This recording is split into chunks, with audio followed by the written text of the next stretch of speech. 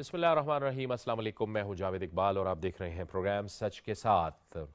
عمران خان کہتے ہیں، تمام اپنے فالورز کو کہتے ہیں کہ وہ 26 نومبر کو پنڈی پہنچیں، اور ان کا جو لانگ مارچ ہے، جو پتہ نہیں لوگ اس کو لانگ مارچ کہتے ہیں، لیکن اکثر جو لوگ ہیں وہ یہ بھی سوال اٹھاتے ہیں کہ وہ لانگ مارچ تو لانگ مارچ نہیں رہا، وہ بس محض ایک کنٹینر رہ گیا ہے، وہ بھی پنڈی پہنچ گیا ہے۔ تو اب عمران خان کی جو سیاست ہے وہ ایسا لگتا ہے کہ وہ خود بھی کنفیوژن کا شکار ہیں۔ جب حکومت کہتی ہے کہ انتخابات وقت پر ہوں گے، اور جب حکومت یہ کہتی ہے کہ اہم تعیناتی یعنی آرمی چیف کی تعیناتی اپنے وقت پر اور اپنے قانون اور آئین کے مطابق ہوگی، تو پھر عمران خان کے اس لانگ مارچ کے کیا مقاصد ہیں؟ یہ ایک اہم ترین سوال ہے۔ آج بھی عمران خان نے اپنے کارکنوں سے خطاب کیا، اور وہ بار بار کچھ ایسی جانب اشارے کرتے ہیں یا کچھ ایسی باتیں کرتے ہیں جن کے بارے میں نہ صرف وہ خود کنفیوژن کا شکار ہیں بلکہ ان کی اپنی قیادت بھی کنفیوژن کا شکار ہے۔ جہاں تک توشہ خانہ سکینڈل کا معاملہ ہے، اس پہ ہم دیکھ رہے ہیں کہ اس سے بھی بڑی امبیرسمنٹ خود عمران خان کے لیے بھی ہے، ملک کے لیے بھی ہے، اور اس کے ساتھ ساتھ سرکاری خزانے کو بھی نقصان پہنچایا گیا ہے۔ لیکن اس توشہ خانے والے معاملے میں بھی مزید انکشافات بھی سامنے آتے جا رہے ہیں۔ اب مزید 2 گھڑیوں کا معاملہ بھی سامنے آ گیا ہے، اس کے بھی ثبوت سامنے آ چکے ہیں کہ وہ بھی انہوں نے بیچ ڈالی ہیں۔ دوسری طرف حکومت کے لیے معیشت ایک بڑا چیلنج ہے، اور عوام حکومت کو دیکھ رہی ہے، ظاہر ہے کہ عوام کی ان سے توقعات بھی ہیں، تو وہ جو اس کی ترجیحات ہیں وہ کیا ہیں، اور ملک کی جو سیاست ہے وہ کس جانب جا رہی ہے، انہی معاملات پر آج اپنے پروگرام میں ہم بات کریں۔ اور اس کے لیے ہمیں جوائن کر رہے ہیں مسلم لیگ نون سے سینیٹر رانا مقبول۔ رانا صاحب، آپ کو خوش آمدید کہتے ہیں۔ پاکستان پیپلز پارٹی سے ہمیں جوائن کر رہے ہیں نادر گبول صاحب، آپ کو بھی بہت خوش آمدید کہتے ہیں۔ اور اسٹوڈیوز میں ہمیں جوائن کر رہے ہیں سینئر صحافی، نیشنل پریس کلب اسلام آباد کے صدر اور سینئر تجزیہ کار جناب انور رضا۔ انور بھائی، آپ کو بہت خوش آمدید کہتے ہیں اسٹوڈیوز میں۔ گفتگو کا آغاز کریں گے ہم رانا مقبول صاحب سے۔ رانا صاحب، آپ فرمائیے گا کہ جب سب کچھ اپنے وقت اور قانون اور آئین کے مطابق ہو رہا ہے، تو پھر عمران خان اپوزیشن اگر کر رہے ہیں یا پھر مختلف قسم کی جو افواہیں پھیلا رہے ہیں، اس کے کیا مقاصد ہو سکتے ہیں؟ جاوید صاحب، بدقسمتی سے عمران خان صاحب جو ہیں وہ سچائی، ٹروتھ کے اوپر یقین نہیں رکھتے، وہ گمکس پہ یقین رکھتے ہیں۔ آپ ان کے کنڈکٹ کو دیکھ لیں، ان کی گفتگو کو دیکھ لیں، ان کے اعمال کو دیکھ لیں۔ اس لیے میں سمجھتا ہوں کہ یہ جو انہوں نے 26 تاریخ دی ہے، کیونکہ وہ اس وقت آگے پیچھے جو ہے اپوائنٹمنٹ کی نوٹیفکیشن ہوگی، اب وہ کر تو کچھ نہیں سکتے، ان کو بتا بھی دیا گیا ہے، اور یہ بھی کہہ دیا گیا ہے کہ آپ نے دوبارہ بات نہیں کرنی اس موضوع کے اوپر، کیونکہ دس از نان آف یور رول کہ جی آپ کہیں جی میرے سے مشورہ کریں۔ تو اب انہوں نے کہا جی میں تو اس کو وڈرا کر گیا ہوں۔ ہوگا یہ کہ جب اپوائنٹمنٹ ہو جائے گی تو یہ اس چیز کو ایکسپلائٹ کریں گے۔ میں نے وہاں جلسہ کیا تھا، میں جلوس لے کے گیا تھا، میرے پریشر کی وجہ سے یہ جو لگے ہیں چیف، یہ میرے پریشر کی وجہ سے لگے ہیں، اور وہ پھر ان کو مبارک بھی دیں گے اور سارا کچھ کریں گے۔ تو ہی از پلینگ آل ٹرکس، جس کا کوئی بہت زیادہ فائدہ نہیں، لوگوں کو پتہ چل چکا ہے، اب وہ ایکسپوز ہو چکے ہیں۔ الیکشن کی جو بات کرتے تھے وہ بھی آپ نے خود ہی کہا، کیٹیگوریکلی ان کو کہہ دیا گیا ہے کہ الیکشن جو ہے اپنے ٹائم پہ ہوں گے، الیکشن کے لیے یہ سوٹیبل کلائمیٹ نہیں ہے۔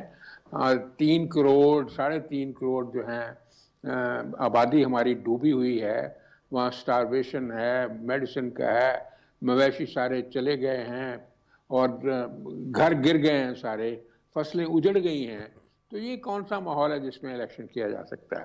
سو دونوں ڈیمانڈ جو تھی ان کا کوئی سکوپ نہیں ہے، دے اسٹینڈ ریجیکٹڈ۔ آپ نے ابھی بات کی جو گھڑیوں والے ایشو کی، وہ تو اتنا ہی افسوسناک ہے، بلکہ میرا تو یہ ویو ہے کہ ان کو اپنے کیسز پہ توجہ دینی چاہیے، کیونکہ اب کتنے کیسز بن چکے ہیں۔ فورن فنڈنگ کا کیس الگ ہے، یہ کیس الگ ہے، اور اکاؤنٹس کو چھپانے کا کیس الگ ہے، اور وہ جو القادر یونیورسٹی جو 458 کنال انہوں نے زمین لی ہے، ان کے نام پہ ہے، ان کی بیگم صاحبہ کے نام پہ ہے، اور اسی طرح 190 ملین پاؤنڈز کا جو سکینڈل ہے وہ سر پہ کھڑا ہے، اور اتنے زیادہ کیسز ہیں۔ تو ان کو اگر یہ دیکھیں گے he has to face the consequences for that. He should understand that ہر جگہ ہر ٹائم پہ بندہ بلیک میلنگ سے کام نہیں چلا سکتا. میں سمجھ رائٹنگ آن دا وال, he is to be held answerable. اور یہ کتنا افسوسناک ہے کہ ان کے اقدام کی وجہ سے ہمارا فورن امیج بھی بہت بری طرح متاثر ہوا ہے. ٹھیک ہے رانا صاحب, آپ کی طرف آتا ہوں. رانا صاحب, نادر گبول صاحب کو بھی گفتگو میں شامل کرتے ہیں. رانا صاحب نے بھی ایک اہم نقطہ اٹھایا کہ انہیں تو بہت سے سکینڈلز کا سامنا ہے اور بہت سے جو الزامات ہیں ان پر ہیں, قانون کا انہوں نے سامنا کرنا ہے, لیکن عمران خان تو لوگ اکٹھا کر لیتے ہیں, اپنے ارد گرد لوگ جمع کر لیتے ہیں. ایسے میں پھر قانون کیسے حرکت میں آئے گا؟ دیکھیں, بالکل رانا صاحب نے جو باتیں بولی بالکل صحیح فرمائی اور میں بھی ان سے اگری کرتا ہوں. انفارچونیٹلی لوگ گمراہ کرنے میں عمران خان صاحب ماہر ہیں, جس طرح, کیونکہ آپ کو پتہ ہے کہ ظاہر سی بات ہے پچھلے 40 سال سے تو کم از کم پاکستان کی عوام ان کو دیکھ رہی ہے ایز اے کرکٹر, تو ان کا ایک امیج بنا ہوا تھا ایز اے سیلیبریٹی, تو اس وجہ سے ان کی ایک فین فالوئنگ ضرور ہے. وہ پرائم منسٹر مٹیریل نہیں ہے, وہ لیڈر مٹیریل نہیں ہے, but yes he is a celebrity اور کراؤڈ کو وہ پل کر لیتے ہیں. اب انفارچونیٹلی وہ کراؤڈ کو گمراہ کر رہے ہیں, اسپیشلی جو ہمارے ینگسٹرز ہیں, جن میں کہوں گا سوچ کم ہے. میں بھی کوئی زیادہ, میری عمر بڑی نہیں ہے, پر اگر آج سے 10 سال پہلے بھی اگر میں اپنے آپ کو دیکھتا تو میرے اندر بہت کم عقل تھی اس ٹائم پہ. تو ظاہر سی بات ہے جو 18, 20, 25, 26 سال کے جو نوجوان لوگ ہیں وہ ایزیلی مینیپولیٹ ہو جاتے ہیں عمران خان کی باتوں میں. اس وقت حالانکہ عمران خان صاحب کی جو بیرونی سازش کا پورا بھانڈا پھوٹ چکا ہے, ان کی اپنی کرپشن سکینڈل سامنے ابھر کر آ چکی ہیں, مگر جو یوتھ ہے وہ ابھی بھی عمران خان کی باتوں میں گمراہ ہے. وہ آتے ہیں اسٹیج پہ گالی گلوچ کرتے ہیں, اور کیونکہ آپ کو پتہ ہے نوجوان لوگ جذباتی ہوتے ہیں اور ان کا ذہن سازی بہت آسانی سے کی جا سکتی ہے, تو عمران خان اس کا بہت غلط فائدہ اٹھا رہے ہیں. وہ ہماری یوتھ کو ایک بہت غلط رخ میں لے کر جا رہے ہیں. اور عمران خان اگر تو اللہ ان کو لمبی زندگی دے, پر اگر 10 سال بعد خود ہوں گے یہاں پہ تو وہ پچھتائیں گے کہ انہوں نے نوجوانوں کے ساتھ جو ایک زیادتی کی ہے, ان کو غلط بدتمیزی سکھائی ہے, ان کو گھٹیا پن سکھایا ہے ان کو, وہ پھر نکل کر ان کے اوپر بھی آئے گا, یہ نزلہ ان کے اوپر بھی گرے گا. تو میری اپیل یوتھ سے ہے کہ ان کی باتوں میں نہ آئے, تھوڑا سا اپنا خود کا عقل استعمال کریں کہ ایک شخص جو اتنا نااہل ہے اور اتنا گر سکتا ہے, کہ اتنا ایک قیمتی تحفہ, دیکھیں ہر چیز پیسے نہیں ہوتی ہے. ایک ہمارے دوست ملک نے, برادرانہ ملک نے ایک اتنے پیار محبت سے ون آف اے کائنڈ دنیا میں ایک ہی نایاب گھڑی بنائی تھی, اس پہ خانہ کعبہ شریف کی تصویر بھی اس کے اوپر کرافٹڈ تھی, وہ اٹھا کے کوڑیوں میں بیچ دیا.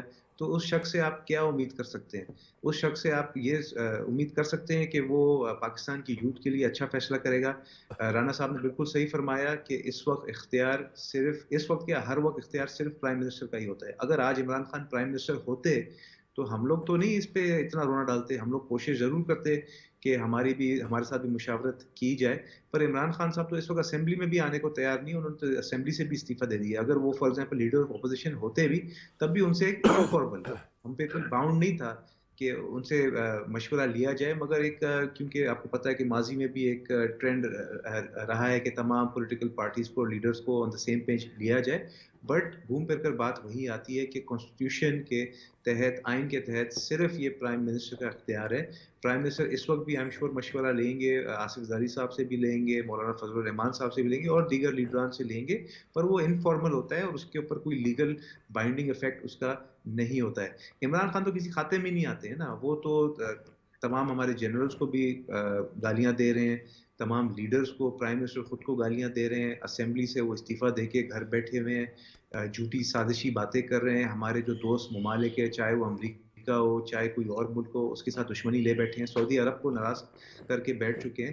تو پھر کس کھاتے میں آتے ہیں وہ؟ انہوں نے خود اپنی ٹانگیں کاٹ دی. اگر وہ لیڈرشپ کوالٹی شو کرتے اور ایک جس کو بولتے ہیں نا کہ عزتدار طریقے سے اسمبلی میں جاری رکھتے, حالانکہ کرسی سے ان کو ہٹا دیا گیا لیگل طریقے سے. آپ دیکھیں انگلینڈ میں کتنی دفعہ, جب سے عمران خان جتنے ٹائم پرائم منسٹر تھے, آئی تھنک اسی دوران 2 دفعہ یو کے کا پرائم منسٹر ہٹایا گیا تھا اسی نو کانفیڈنس کے تحت. تو عمران خان کیا کوئی آسمان سے اترے؟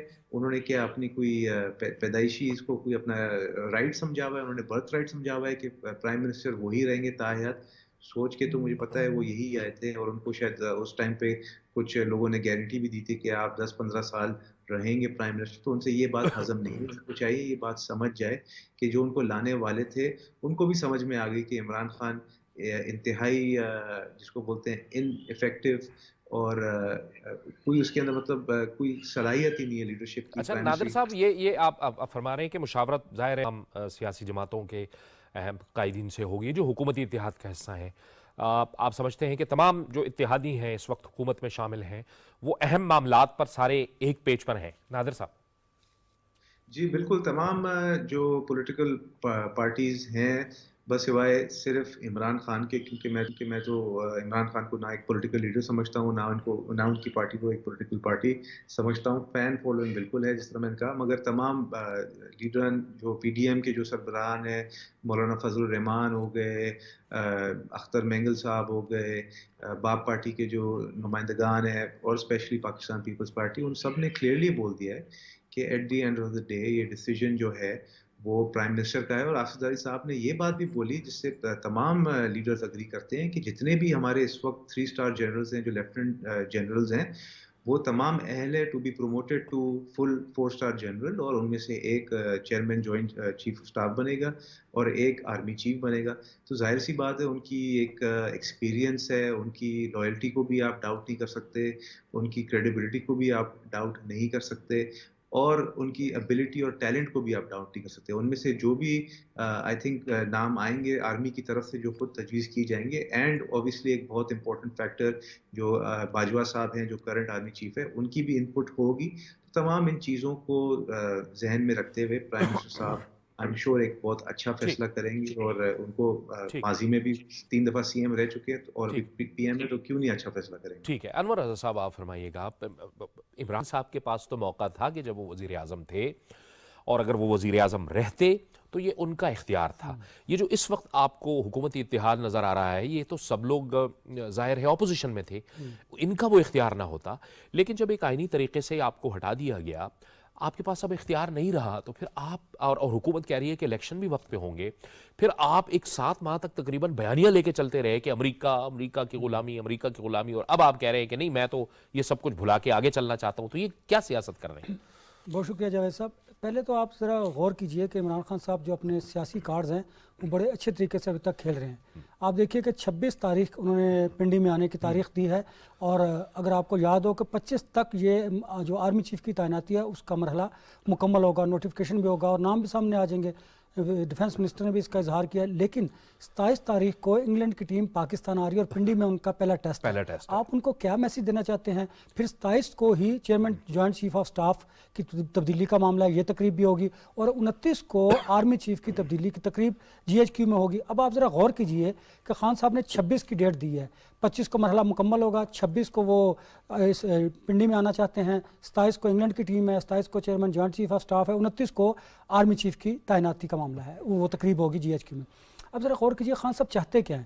کیونکہ جو جنرل باجوہ صاحب ہیں ان کے ساتھ ان کا ٹرسٹ ڈیفیسٹ ہے، وہ ان کے ساتھ تو نیگوسیشن کرنے کے ہے ہی نہیں، کیونکہ وہ آؤٹ آرمی چیف ہوں گے. اب وہ چاہتے یہ ہے کہ پنڈی میں جب آئیں گے تو جو نئے آرمی چیف ہوں گے وہ جو پولیٹیکل پریشر ہے اس کے ذریعے، وہ ان کی یہ خواہش ہے، وہ کوشش کر رہے ہیں جس کی وجہ سے یہ سارا انہوں نے پلان کیا ہے کہ وہ ان سے انتخابات کی تاریخ لینے کی کوشش کریں گے، کیونکہ وہ کہتے ہیں کہ وہ کسی بھی پولیٹیکل پارٹیز کے ساتھ بیٹھنے کو تیار نہیں، وہ ان کے ساتھ بیٹھیں گے جو ان کے ہینڈلرز ہیں. وہ اسٹیبلشمنٹ کی بات کرتے ہیں.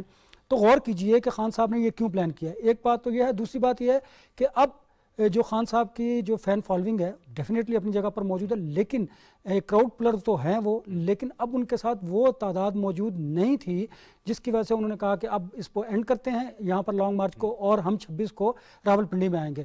اب پنڈی میں آنے کی ان کی 2 وجوہات ہیں. ایک وجہ تو یہ ہے کہ وہاں پر ان کی اپنی گورنمنٹ ہے، وہ انہیں فیسیلیٹیٹ کرے گی، پھر کے پی کے سے، کشمیر سے، جی بی سے اور پنجاب سے اور باقی ملک کے دوسرے حصوں سے وہ اپنے پاکستان تحریک انصاف کے لوگوں کو انہوں نے ٹاسک دیا ہوا ہے زیادہ سے زیادہ لوگوں کو وہاں لے کر آئیں. اب یا تو نئے آرمی چیف کی تعیناتی کے بعد ان کے اس مطالبے کو جو قبل از وقت انتخابات کا ہے یا تو تسلیم کر لیا جائے گا، 2 سے 3 ماہ پہلے بھی انتخابات ہو سکتے ہیں. اور اگر آپ نوٹ کیجئے تو خان صاحب نے یہ بھی کہا کہ اگر معاشی صورتحال بہتر ہوتی ہے تو پھر وہ 1 سال کے لیے بھی اس کا انتظار کر سکتے ہیں، یعنی کہ جو نگران سیٹ اپ ہوگا وہ بھی پرولونگ کر سکتا ہے. یہ تجویز بھی زیر غور ہے اور اس پر کام بھی ہو رہا ہے.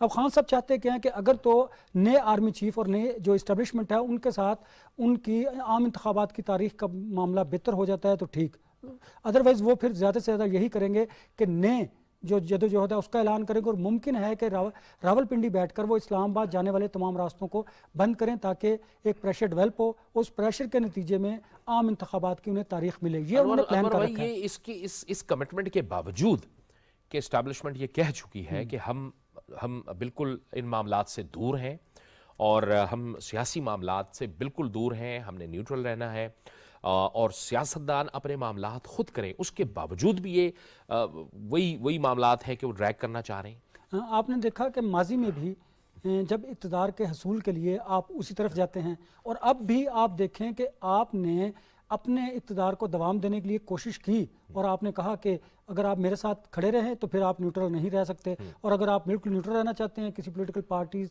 को नहीं कोई फैसिलिटेट करना चाहते, तो फिर आपने उनके बारे में क्या कहा वो सबको मालूम है। लेकिन अब खान साहब बिल्कुल ये बात करके कि मैं उनसे बात करूंगा इनके हैंडलर से, तो वो फौज को खुद सियासत में लेकर आ रहे हैं, जो कि वो खुद भी कह चुके हैं कि हमने अब सियासत में नहीं आना। लेकिन जावेद भाई, कहीं ना कहीं जगह पर, कहीं ना कहीं किसी न किसी सतह पर मुल्क की बका के लिए, इस इदारों की मजबूती के लिए, जमहूरियत की बका के लिए फौज को इंटरवीन करना पड़ता है। अनफॉर्चुनेटली हमारे सियासतदान ही उन्हें यह मौका देते हैं कि वो दोबारा सियासत में आएँ, जिसकी वजह से वो उनको ये रोल मिलता है। अब इमरान खान साहब वाज़ेह तौर पर बार बार इस्टेब्लिशमेंट की बात कर रहे हैं और पिंडी में आने का मकसद भी उनका यही है। अब सोचना यह है हमें कि अगर आपने माशी सूरत से बाहर निकलना है तो उसके लिए आपको कम से कम तमाम पॉलिटिकल पार्टीज़ को अब मुल्क के इस नाजुक दौर से जो गुजर रहा है उसको फोर्स ही करना पड़ेगा। अदरवाइज़ देखिए, आम इंतखाबात इतने आसान नहीं हैं। इस वक्त जो मौजूदा हुकूमत है उनके लिए बड़ी मुसीबत और परेशानी है, क्योंकि उन्होंने मुल्क के लिए बहुत सख्त फैसले किए हैं, लेकिन उन्हें पॉलिटिकली इसका नुकसान हुआ है। देखिए, महंगाई अपनी जगह पर मौजूद है। जब आप हलकों में जाएंगे, लोग आपसे महंगाई कम करने की बात करेंगे। इसहाक डार साहब और आपकी तमाम इत्तेहादी जमातों ने, बिलखुसूस प्राइम मिनिस्टर ने इस बात का इजहार किया था कि उनकी गवर्नमेंट आके महंगाई को कम करेगी, जो पेट्रोल प्राइसेस हैं उनको कम करेगी। अनफॉर्चुनेटली वो नहीं हुआ। डॉलर 222 तक मौजूद है अपनी जगह पर, क्योंकि ये सर्कमस्टांसिस ऐसे हैं कि जिसकी वजह से हालात बेहतर नहीं हो रहे। और अगर इन्हीं हालात में आपने अगर आम इंतखाबात की तरफ जाना है तो सबसे ज़्यादा नुकसान मैं समझता हूँ पाकिस्तान मुस्लिम लीग नून को होगा। उसमें विन विन सिचुएशन होगी पाकिस्तान पीपल्स पार्टी और बाकी तमाम इत्तेहादी जमातों को, क्योंकि सबसे ज़्यादा जो असर है वो पंजाब में पड़ेगा। और पंजाब में जो सीटें होंगी, कुछ नून लीग, कुछ पाकिस्तान तहरीक इंसाफ ले जाएगी, कुछ काफ लीग ले जाएगी, कुछ पाकिस्तान पीपल्स पार्टी ले जाएगी। किन की सीटें लेके जाएगी?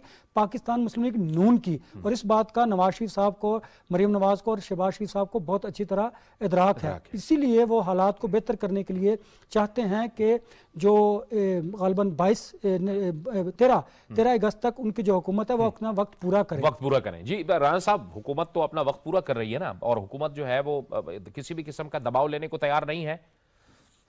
नहीं, बिल्कुल ठीक है, ये तो फैसला हो चुका है। लेकिन ये इस चीज़ की एक खूबसूरती है, बहुत अच्छी बातें की है नादिर कबूल साहब ने और अनवर रजा साहब ने। बड़े आलिम लोग हैं, बड़े लिखे लोग हैं, दानाई की बातें हैं। मैं एक और चीज़ इसमें रीड कर रहा हूँ कि ये अलायंस है, इसमें आपने देखा है कि कुछ पार्टीज ऐसी हैं जो बड़ी डिसेंट शो करती थी even on the national issues और even regarding the integrity of Pakistan. अब वो सारी पार्टीज जो हैं इकट्ठी हैं, उन कंसेंसस के साथ वो लोगों को सर्व करना चाहती हैं। मैं I call it unity in diversity. ये इनकी स्ट्रेंथ है, यूनिटी इन डाइवर्सिटी की। इसलिए जो अभी बात की नादिर कबूल साहब ने भी कि ये कंसेंसस के साथ सारा कुछ हो रहा है और यही इनकी बहुत बड़ी स्ट्रेंथ है। अब रहा इशू ये जो कह रहे हैं इकोनॉमिक इशू, ये तो इसमें कोई शक नहीं है, बहुत बड़ा इशू है। इसमें जो मुसीबत हमें डाली है बेसिकली उस जो वायलेशन की पीटीआई ने जो एग्रीमेंट हुआ था IMF के साथ, उसके रेमिफिकेशन बड़े ख़तरनाक साबित हुए और जो प्राइसेस का जो स्काई रॉकेटिंग बना और एक एक्सप्लोसिव सिचुएशन बनी, वो है, उसके असरात हैं। लेकिन आज आप अगर मार्केट को थोड़ा स्टडी करें, महंगाई का बहरहाल एक जिन काबू तो नहीं आया। आज ही 40 रुपए पर किलो घी कम हुआ है, 29 रुपए पर किलो ये कम हुआ है, पाम ऑयल कम हुआ है, और भी छोटी मोटी जो है डेली कंजम्पशन की चीज़ों की कीमतें नीचे जा रही हैं। डॉलर जो आप देख रहे हैं किस तरह स्काई रॉकेटिंग स्पीड पे ऊपर जा रहा था, थोड़ा सा उसमें भी ठहरा हुआ है। और मेरा ज़ाती ख्याल ये है कि जो भी नेगोशिएशन इधर उधर चल रही हैं बाहर कुछ थोड़ा बहुत इससे फ़र्क पड़ेगा और इंशाअल्लाह अज़ीज़ कॉन्फिडेंस भी बहाल होगा। आज इसाक डार साहब ने काफ़ी ज़्यादा लंबी गुफ्तगू की है कि बहुत ज़्यादा रूमर मॉन्गरिंग की वजह से एक अफवाह फैलाई जा रही है कि लोग जो हैं वो परेशान हों। लोगों को परेशान नहीं होना चाहिए। अब एक सिचुएशन है, इसको फाइट बैक करना चाहिए। मैं समझता हूँ कि अल्लाह के फज़ल से जो ही ये 26-29 वाला मरहला ख़त्म हो गया तो स्टेबलाइजेशन हो जाएगी, स्टेबिलिटी आ जाएगी। जो मकसद इमरान खान साहब या उसके साथी हासिल करना चाहते हैं, जैसे उनके फॉर्मर फाइनेंस मिनिस्टर ने किया था कि आप लेटर लिख दें, जो KPK के फाइनेंस मिनिस्टर को कहा, पंजाब के फाइनेंस मिनिस्टर को कहा, आप देखें कि अंदाज क्या है मुल्क की खिदमत करने का कि जी आप कहें कि जी हम कोऑपरेट नहीं करेंगे, ताकि वो डिफ़ॉल्ट की ब्रिंक पे खड़ा है मुल्क, ताकि वो डिफ़ॉल्ट हो जाए अनफॉर्चुनेटली। लेकिन अच्छे लोग भी हैं। फाइनेंस मिनिस्टर ऑफ पंजाब ने कहा कि सर हमें बताएं कि ये तो मुल्क के मफाद के ख़िलाफ़ नहीं होगा। तो तरीन साहब कहते हैं कि जी कोई फ़र्क नहीं पड़ता है, ये हमारे ख़िलाफ़ एक्शन ले रहे हैं तो आप करें इसको। मतलब ये इनका अंदाज़ है काम करने का कि कोई दानिश अच्छी फरासत फ़हम फरासत के साथ काम नहीं करते और सिर्फ आपातापी का इनका मामला है।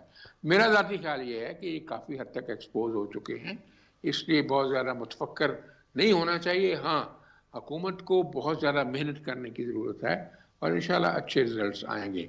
और मैं आपको और एक बात बता दूं कि इस मरहले के बाद जो इसी महीने के आखिर तक मुकम्मल हो जाएगा, बहुत सारी और भी तब्दीलियाँ आएंगी जिससे गवर्नमेंट को काफ़ी ज़्यादा असिस्टेंस मिलेगी। ठीक है, आप कह रहे हैं कि अब उनको उस तरह की सपोर्ट नहीं है नादिर गबोल साहब, लेकिन जिसका आपने भी जिक्र किया और जाहिर है कि आप भी जवान हैं और इन चीज़ों को फोकस रखते हैं, सोशल मीडिया को फोकस रखते हैं, एक बयानिया वो बनाते हैं, वो गलत बयानिया होता है लेकिन वो सेल हो जाता है उनके फॉलोअर्स के अंदर। आपने भी रीच आउट करना है, इन्हीं लोगों को रीच आउट करना है, काउंटर बयानिया आपने बनाना है। ये कैसे होगा कि वो अपनी गलत बात भी वो पहुंचा देते हैं लोगों को और आप लोग अपनी अच्छी बात नहीं पहुंचा पाते?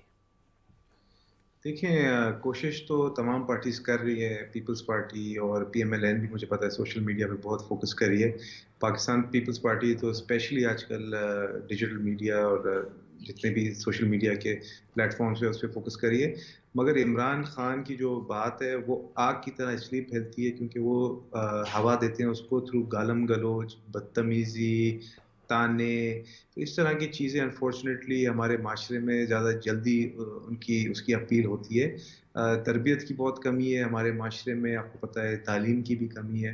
तो ये एक लॉन्ग टर्म प्रोसेस है और एटलीस्ट पाकिस्तान पीपल्स पार्टी तो गिव अप नहीं करनी जा रही। हमारे जो चेयरमैन है बिलावल भुट्टो साहब, उनके खिलाफ किस तरह की उल्टी सीधी बातें सोशल मीडिया पे चलती हैं, पर वो कभी भी या तो जवाब नहीं देते या बदतमीजी से एटलीस्ट नहीं जवाब देते, मुस्कुरा के रिस्पॉन्ड करते हैं। तो ये एक लॉन्ग टर्म प्रोसेस है, इसमें इंशाल्लाह जीत सच्चाई की होगी। अगेन कोशिश हमें यही करनी चाहिए कि जो हमारे इस वक्त के जो वालिदैन हैं वो अपने बच्चों को अच्छी तरबियत दे। जो स्पेशली जो टिकटॉक माइंडसेट है, अगर आप उस टिकटॉक को यूज़ करें, मैं यूज़ करके मैं तो हैरान हो गया कि किस तरह की अजीब व गरीब चीज़ें उस टिकटॉक पे शेयर होती हैं और यूथ उसको लाइक भी करती है, फॉलो भी करती है, शेयर भी करती है। तो वालिदैन को भी देखना चाहिए कि अपने बच्चों को अच्छी तरबियत दे। हुकूमत को भी कोशिश करनी चाहिए कि माशरे में जो अखलाकियात है उसको वापस लाने की कोशिश करें और गवर्नमेंट लेवल स्कूल में तालीम बच्चों को दे, ज़्यादा से ज़्यादा स्कूल बनाएं। सिंध हुकूमत तो बहुत ज़्यादा फोकस कर रही है एजुकेशन के ऊपर, गांव-गांव, गोट-गोट में नए नए स्कूल सेटअप कर रही है। जो हमारा इस वक्त एक डायनामिक हमारे एजुकेशन मिनिस्टर हैं, वो खुद भी बहुत ज़्यादा पैशनेट है अबाउट दिस कॉज और वो कोशिश कर रहे हैं कि सिलेबस को भी अपडेट किया जाए। जो टीचर्स हैं उनको भी ऑन मेरिट हायर किया जाए। जो गोस्ट टीचर्स हैं उनको हम नौकरी से निकाल भी रहे हैं, उनके खिलाफ एक्शन भी ले रहे हैं और कोशिश कर रहे हैं कि नए क्रेडिबल टीचर्स हम हायर करें ऑन मेरिट। उसके बाद ही जाके इंशाल्लाह ये चीज़ بہتر ہوگی. ان دا مین ٹائم تمام پولیٹیکل پارٹیز کو چاہیے کہ وہ گیو اپ نہ کریں عمران خان کے جھوٹ کے سامنے, and at the same time legislation ہونی چاہیے کہ جو عمران خان جھوٹی باتیں کرتے ہیں وہ اکاؤنٹیبل ہو ان باتوں کو, ان کو کورٹ بھی لے جایا جائے, ان کے خلاف سزا بھی ہونی چاہیے.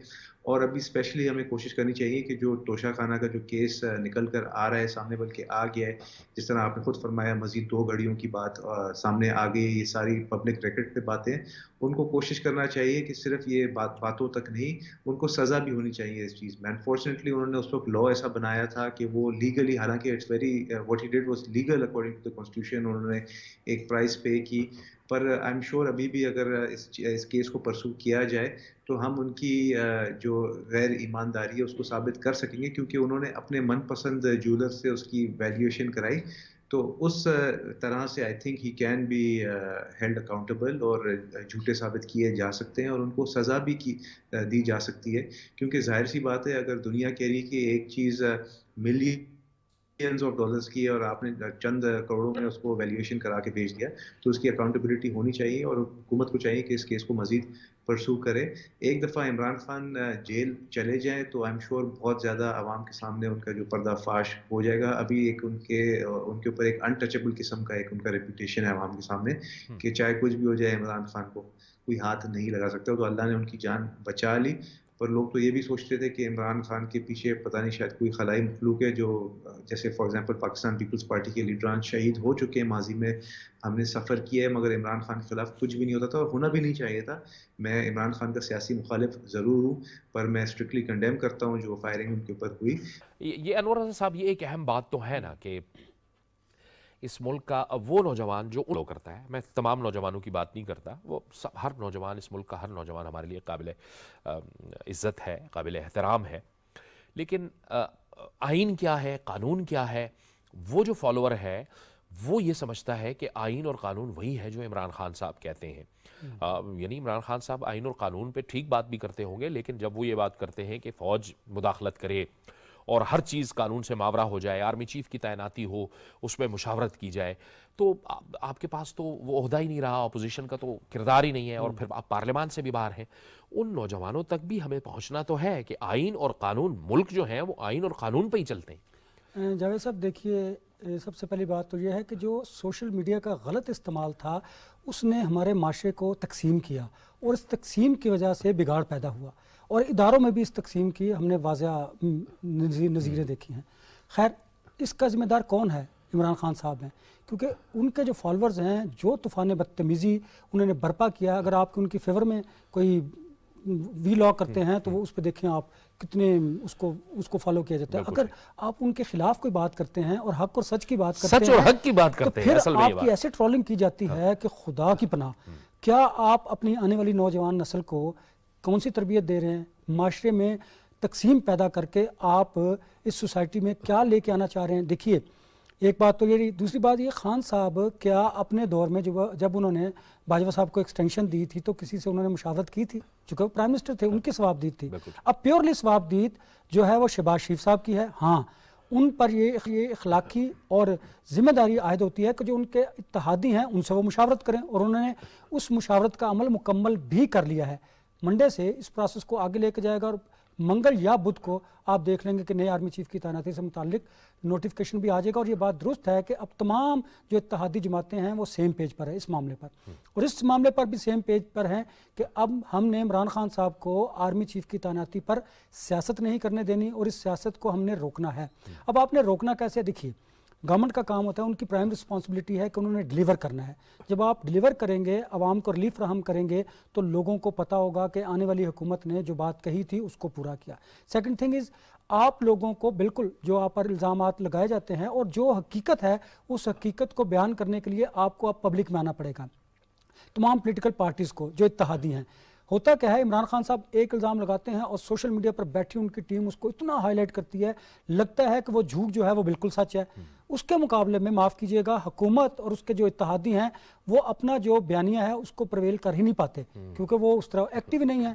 ان سب کو شاید اپنی اپنی پڑی ہوئی ہے کہ آئندہ ہم نے عام انتخابات میں کیسے ووٹ حاصل کرنے ہیں، کیسے ہم نے نشستیں حاصل کرنی ہیں، لیکن اس سے زیادہ ضروری یہ ہے کہ اب آپ نے عمران خان صاحب کا راستہ روکنا ہے۔ اگر آپ نے ایسا نہ کیا تو معاشرے کا یہ بگاڑ بڑھتا چلا جائے گا اور اس کا نقصان ہماری جو احساس ہے اس کو ہوگا۔ دیکھیے اداروں کو ملائن کیا، آپ نے دیکھا کبھی اس ملک کی تاریخ میں کس طرح فوج کو آپ نے ملائن کیا ہے، اور میں سمجھتا ہوں فوج نے اس ملک کی بقا کے لیے، اداروں کی مضبوطی کے لیے، جمہوریت کو پھلتا پھولتا رہنے دینے کے لیے یہ سب کچھ برداشت کیا۔ ورنہ آپ دیکھیں ماضی میں وہ ذرا سا انہیں کوئی موقع ملتا تھا تو آ کے مارشلہ لگ جاتا تھا، اب انہوں نے بڑا ٹالریٹ کیا، اور یہ بڑی اچھی بات ہے کہ اداروں کو اپنی حدود میں رہنا چاہیے۔ جب آپ اپنی حدود سے تجاوز کریں گے تو جب آئین میں دیے ہوئے آپ کے اختیارات ختم ہوں گے تو میں سمجھتا ہوں کہ وہ بگاڑ کی صورت پیدا ہوگی۔ تو اس کو روکا ہے، پولیٹیکل پارٹیز بھی میچورڈ ہوئی ہیں، انہوں نے بھی سمجھا ہے، اور جو ہمارے ادارے ہیں انہیں بھی پتہ ہے کہ اس ملک کے جو ریئل ایشوز ہیں ہم نے اسے ایڈریس کرنا ہے۔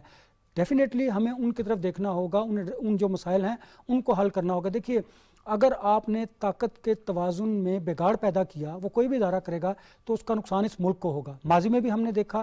اب خان صاحب کیا کر رہے ہیں، وہ چاہتے یہ ہیں کہ جو طاقت کا توازن ہے اس میں بگاڑ پیدا کروں، اس بگاڑ کو پیدا کرنے کے لیے وہ بار بار اسٹیبلشمنٹ کی طرف رخ کرتے ہیں، حالانکہ آپ کو الٹیمیٹلی ان پولیٹیکل پارٹیز کے ساتھ ہی بیٹھنا ہے، جو سیاسی جماعتیں ہیں ان کے ساتھ ہی آپ کو مذاکرات کرنے ہیں۔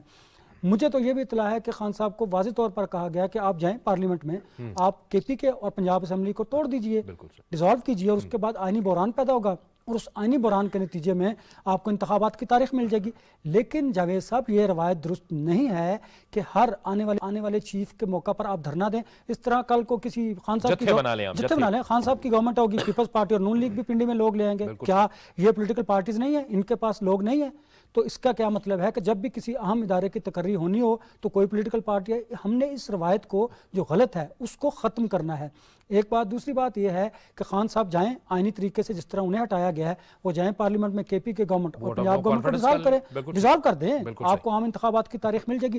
لیکن یہ کسی صورت ممکن نہیں، ہمارا ملک اس کا متحمل نہیں ہو سکتا کہ آپ ایک جتھا لے کے آئیں، اس جتھے کی ڈیمانڈ پر آپ کہیں کہ مجھے عام انتخابات کی ڈیٹ دے دیں۔ دیکھیں یہ مطالبہ پاکستان پیپلز پارٹی کا نہیں تھا، مسلم لیگ نون کا نہیں تھا جب عمران خان صاحب کی گورنمنٹ تھی کہ عام انتخابات ہونے چاہیے، صاف شفاف عام انتخابات ہونے چاہیے، اس وقت انہوں نے نہیں کیا۔ اب جب وہ کہتے ہیں تو ظاہر ہے انہیں ٹائم تو پورا کرنے دیجئے، کیونکہ چلے اگر یہ نہیں ڈیلیور کریں گے عوام خود دیکھ لیں گے، یہ خود بخود ایکسپوز ہو جائیں گے۔ جب ایکسپوز ہوں گے تو جب انہوں نے وہ دیکھیں نا، ہمارے ہاں جمہوریت کیا ہے، جب آپ لوگوں کے پاس جائیں گے وہ آپ کو ووٹ آؤٹ کر دیں گے اگر آپ کی پرفارمنس نہیں ہوگی۔ عوامی طاقت کا سرچشمہ ڈیفینیٹلی ہونا بھی چاہیے، لیکن ہمارے ہاں معافی کے ساتھ ہمارے ہاں معافی کے ساتھ طاقت کا جو سرچشمہ ہے ہم نے دوسری طرف رکھا، اس کو ختم کرنے کی ضرورت ہے۔ بہت بہت شکریہ انور رضا صاحب، سینیٹر رانا مقبول صاحب اور نادر قبول صاحب، آپ ہمارے ساتھ اس گفتگو میں شامل ہوئے۔ عمران خان انصاف کو بھی چاہیے کہ وہ جو آئینی اور قانونی آپشنز ہیں ان کا وہ استعمال کریں، پارلیمان کے اندر واپس آئیں، نہ کہ جتھوں کی سیاست کریں۔ جتھوں سے نہ پہلے وہ حکومت گرا سکے تھے اور نہ وہ اب گرا پائیں گے۔ ایک بریک کا وقت، بریک کے بعد پروگرام جاری رہے گا۔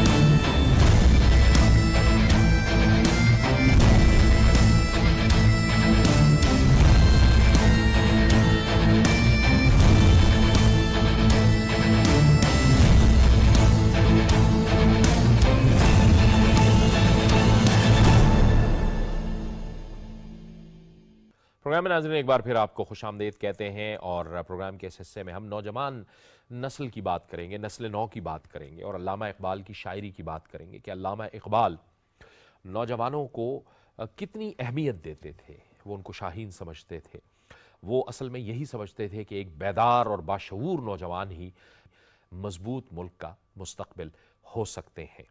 آج کے اگر کانٹیکسٹ میں ہم دیکھیں تو ایک عجیب و غریب صورتحال ہمیں نظر آتی ہے۔ سوشل میڈیا کو لے کے دیکھیں، ایک پولرائزیشن سی بنی ہوئی ہے، اور بجائے اس کے کہ نوجوان صحت مند سرگرمیوں میں اپنی توانائیاں صرف کریں، سوشل میڈیا پہ بیٹھ کے وہ گالم گلوچ ایک دوسرے کے خلاف، سیاسی نظریات کی بنیاد پر، سیاسی اختلافات کی بنیاد پر ایک دوسرے کے خلاف وہ بات کر رہے ہیں۔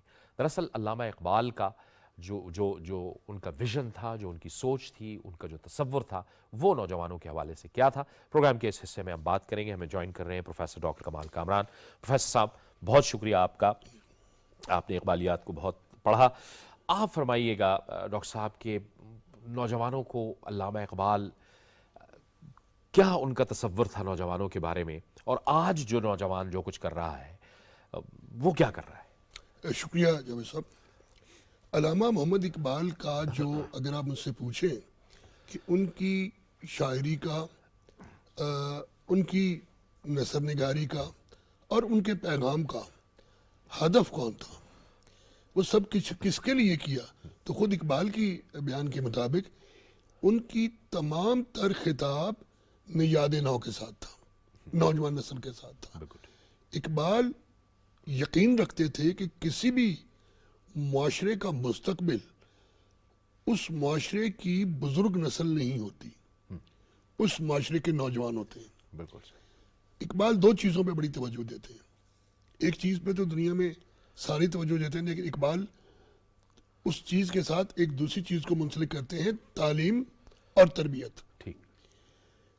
اب آپ نے جو آج کے نوجوان کی بات کی، علامہ محمد اقبال کے عہد میں ان کی جو شاعری تھی، ان کا جو پیغام تھا، نوجوانوں سے جو توقعات انہوں نے وابستہ کی، یہ چیزیں ہمیں آج کی یوتھ کو، آج کے نوجوان کو بتانی.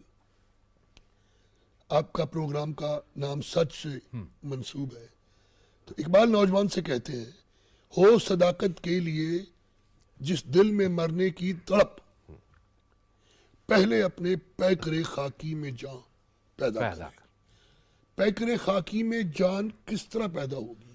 پیکر خاکی میں جان علم سے پیدا ہوگی.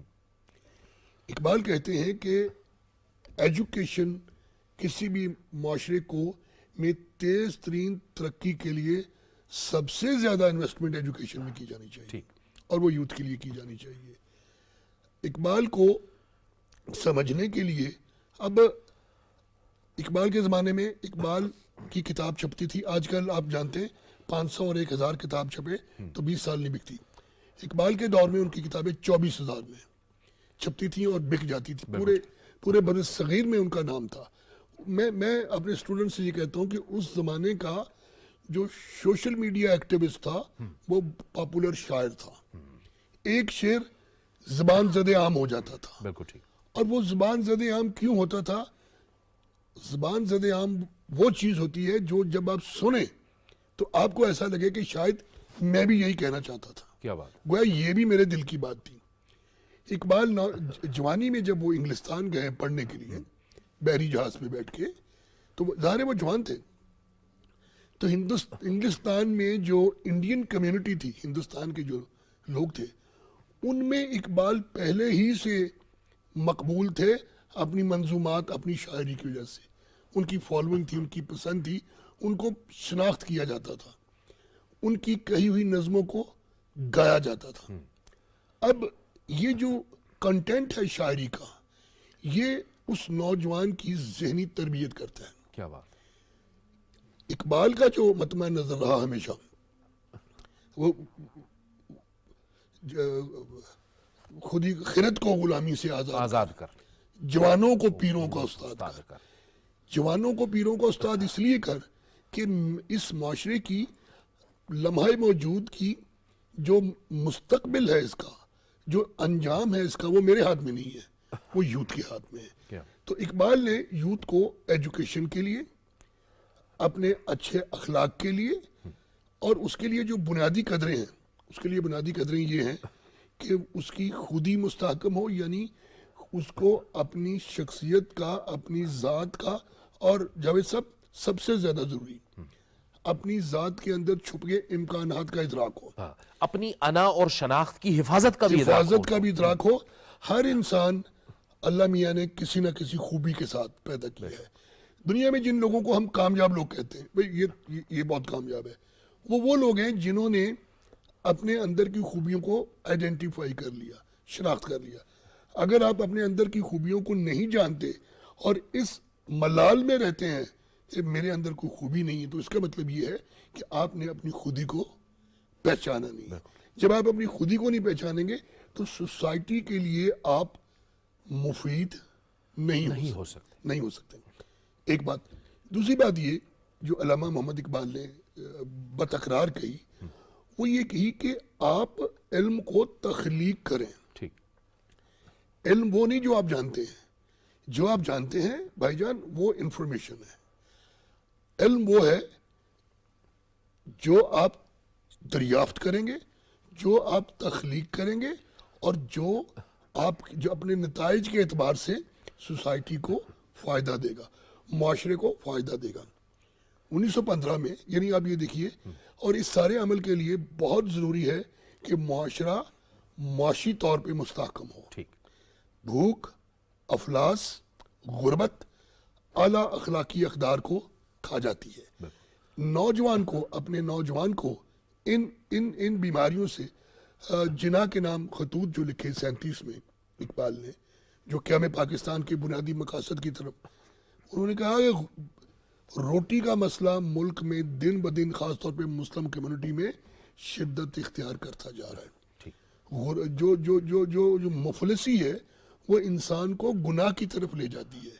تو معاشرے کو مفلسی سے نکالنا ہے, ان کی معیشت کا. تو میں آپ کو جب ایسا بتاؤں کہ نوجوان اقبال نے جو تعلیم حاصل کرنے کے بعد جب انہوں نے اپنی عملی زندگی کا آغاز کیا تو انہوں نے پہلی تصنیف جو ان کی شائع ہوئی, عام ہمارے بچے نہیں جانتے, وہ اکنامکس کے موضوع پہ تھی, علم الاقتصاد, کہ کس طرح سے. اور آپ یہ دیکھیے کہ اس زمانے میں اس کو پولیٹیکل اکانومی کہتے تھے, اس علم کا نام اکنامکس نہیں ہوا تھا. تو انہوں نے ایک ٹرم کوائن کی, علم الاقتصاد, اور اس میں بعض باتیں اتنی جدید انہوں نے کہیں. مثلا یہ 1904 یہ وہ کتاب ہے جس میں انہوں نے خاندانی منصوبہ بندی کا بھی حمایت کی. کنسپٹ کیا کس صورت میں کہ ہمیں تحدید آبادی کی طرف بھی توجہ دینی چاہیے. یہ تسلسل جو تھا, یہ جو آغاز تھا مباحث کا, یہ چلنا چاہیے تھا آگے, جو باوجود ہمارے معاشرے میں نہیں چل سکا.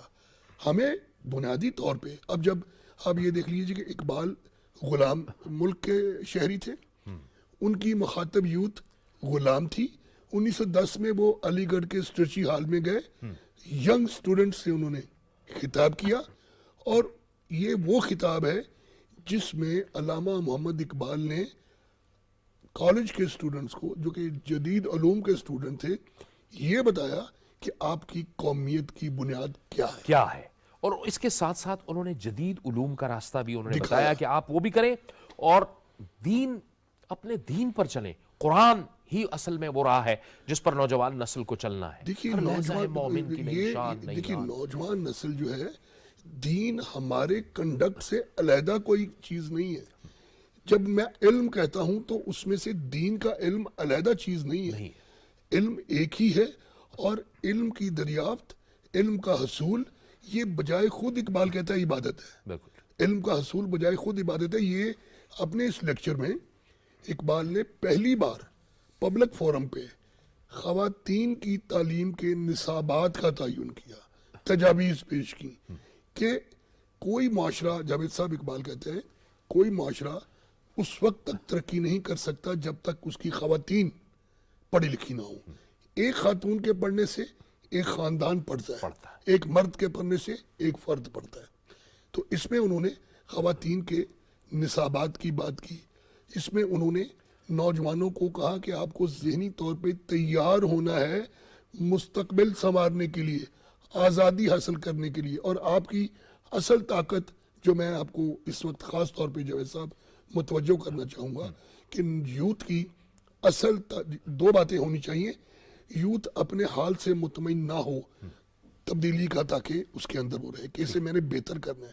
لیکن یوتھ کی اصل طاقت احتجاج نہیں, یوتھ کی اصل طاقت تعلیم ہے, علم ہے. چونکہ دیکھیے میں سمجھ سکتا ہوں کہ پڑھنے, سیکھنے اور دریافت کرنے کی ایک خاص عمر ہوتی ہے. انسان میں اخذ و قبول اس کا ذہن ایک خاص عمر تک کرتا ہے بہت بہتر طریقے سے. اگر اس عمر کو آپ احتجاج میں, آپ لا یعنی کاموں میں, آپ اپنے کسی فرضی بیانیے کی تشہیر میں ایندھن کے طور پہ استعمال کریں گے تو اس سے کسی کا نقصان نہیں ہوگا, یوتھ کا نقصان ہوگا, اس یوتھ کے मुस्तकबिल का नुकसान होगा। तो अल्लामा मोहम्मद इकबाल ने जितना भी लिखा है, 1915 में असरार खुदी, 18 में रमूज़ बेखुदी, 1923 में प्याम मशरक, 27 में ज़बूर अजम, इकबाल ने जितना भी लिखा है, 32 में जावेदनामा, अच्छा जावेदनामा वो किताब है कि जिसके बारे में इकबाल बड़े कॉन्फिडेंट थे कि ये मेरा मास्टरपीस है। उसमें उन्होंने खिताब बन याद नौ, एक पूरी नज़्म उसमें लिखी जिसमें उन तवक्कुआत का इजहार किया है इकबाल ने नौजवान नस्ल से कि मेरा खिताब, मेरा पैगाम, मेरी उम्मीदों का महवर मरकज़ सिर्फ और सिर्फ नियाद नौ, नौजवान नस्ल है। और वो नौजवान से तवक्को सबसे बड़ी ये है कि वो अपने अंदर क्रिएटिविटी, तख्लीकी कुव्वत पैदा करे, तख्लीकी कुव्वत पैदा करे, ताकत पैदा करे। बहुत बहुत शुक्रिया, बहुत बहुत शुक्रिया प्रोफेसर डॉक्टर शाहिद कमाल कामरान साहब, आपने बहुत गुफ्तगू की। अल्लामा इकबाल ये समझते थे, प्रोफेसर साहब का ये कहना है कि उनकी जो तालीम थी, उनका जो पैगाम था वो नौजवान नस्ल में ये था कि वो तख्लीकी जो सलाहियतें हैं वो अपने आप में पैदा करें, और उनका काम एहतजाज नहीं बल्कि तालीम हासिल करना है, जदीद तालीम हासिल करना है। ये था हमारा आज का प्रोग्राम। जावेद इकबाल को इजाज़त दीजिए, अल्लाह हाफ़िज़।